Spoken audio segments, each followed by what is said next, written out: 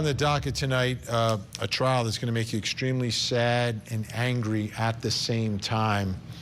It involves a young woman. It's her wedding night. She's with her groom and two other folks, and they just finished the wedding reception, and they're going in the golf cart, and they get struck by a suspected drunk driver. Here's the story. Weddings are a time of celebration. Family and friends come together, supporting two people beginning a new chapter of their lives together. On April 28, 2023, Aric and Samantha Hutchinson were ready to begin that new chapter. But their story took an unexpected and devastating turn when an alleged drunk driver crashed into them after their wedding, severely injuring Aric and killing Samantha. And Mom looks at us and says, something happened to Sam. She knew it, and she felt it in her gut. While Aric and Sam were preparing for their wedding day, court documents say Jamie Komorowski set off on a day of bar hopping. She began here at El Gallo Bar and Grill, then made her way to Folly Beach, making stops at 3 other establishments, consuming beer, tequila shots, and other shots of liquor. By the end of the night, police reported Jamie's blood alcohol level was more than 3 times the legal limit. When police arrived on the scene, one officer says he could smell the odor of alcohol coming from Jamie, and when asked on a scale of 1 to 10, with 1 being completely sober, she stated she was at an 8. The officer also claimed he helped Jamie stand on her feet because she was very unsteady. She made the conscious decision to get in her vehicle way over the legal limit, and she killed my sister. As Sam and Aric left their wedding reception on a golf cart driven by his brother-in-law and nephew, Komorowski was reaching speeds of 65 miles per hour, blowing past the 25-mile-per-hour speed limit postings, and the result would be a catastrophic collision. Aric Hutchinson spoke about the tragedy with ABC News. I'm still trying to wrap my head around it. That night going from an all-time high to an all-time low. It's pretty rough to try to comprehend. I remember waking up just kind of foggy, out of sorts, and I could see my mom's face, and you could just tell something was wrong. And Komorowski's defense is seeking to release their client on bail and enter her into rehab, claiming in the motion she, quote, struggled with alcohol dependence, depression, and anxiety. Reports claim in jailhouse calls, Komorowski says she feels like a terrible person and her life is over, but also wants to issue an apology, and the crash was a freak accident. Komorowski is charged with vehicular homicide and 3 counts of felony DUI. In Aaron's interview with ABC News, he addressed Komorowski.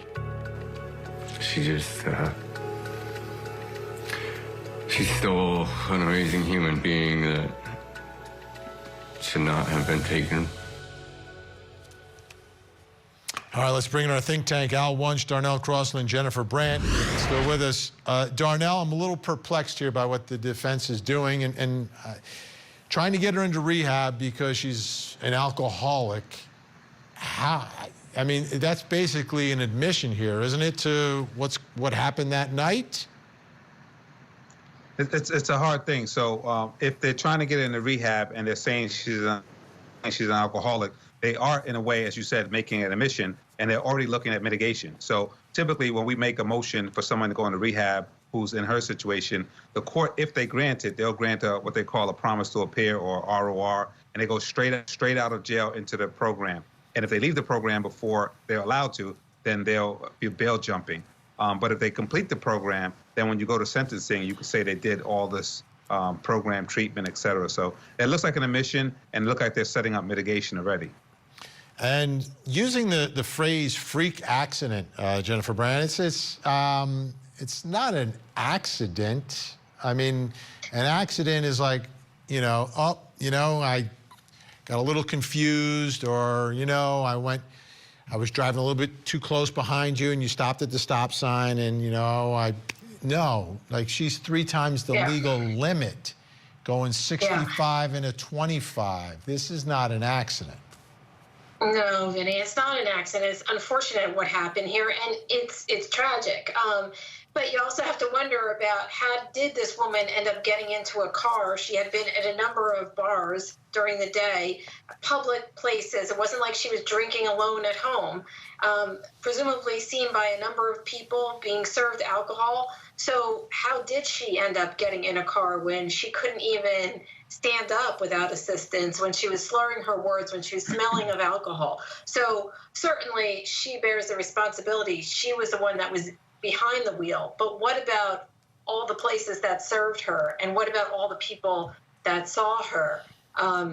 Wouldn't someone, you would think, say, don't get behind that wheel and maybe avoid this tragedy all around, for everybody? So she's not the only one that's involved, I would think, here.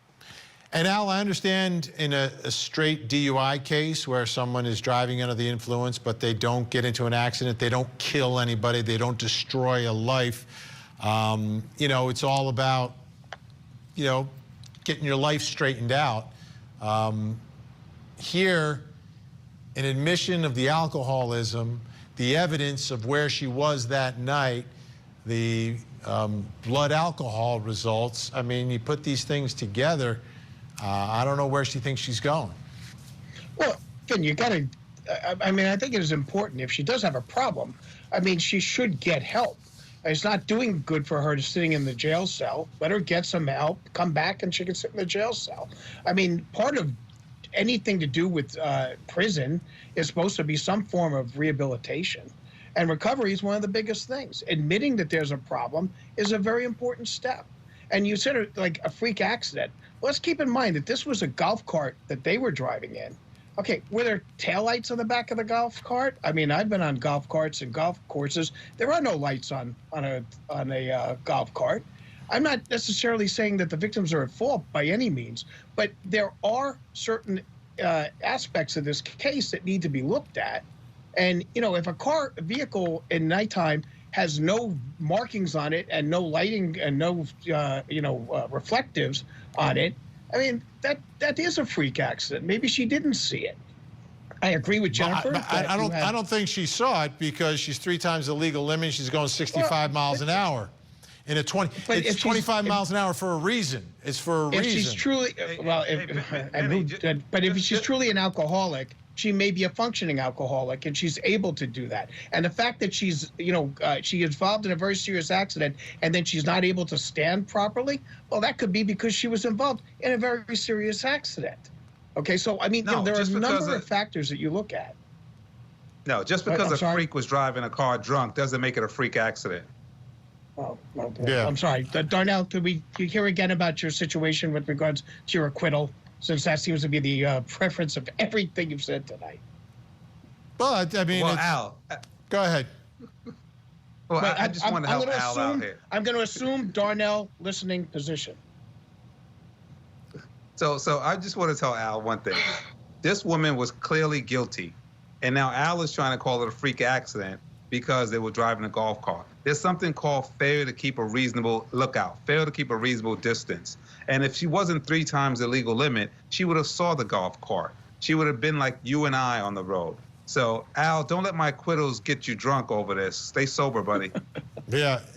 Jennifer, I don't see in this case, I don't know what the argument is, because you're gonna either have to blame the people in the golf cart, or you're gonna blame the person who's 3 times the legal limit, almost 3 times the speed limit, who had been bar hopping all day long. To me, it's an obvious conclusion here. If she wants to get help, just admit to it. Plead guilty to the charges as they are, and accept responsibility, and throw yourself on the mercy of the court, and the judge will likely have more mercy if you admit and accept responsibility rather than try to figure a way out from under it. Yeah, Vinny, I agree. You can't blame the people in the golf cart. It might be dangerous to drive in a golf cart, whatever, but they were in a 25-mile-an-hour zone, and she was going 65 miles an hour, so you can't blame the bride and the groom, for sure.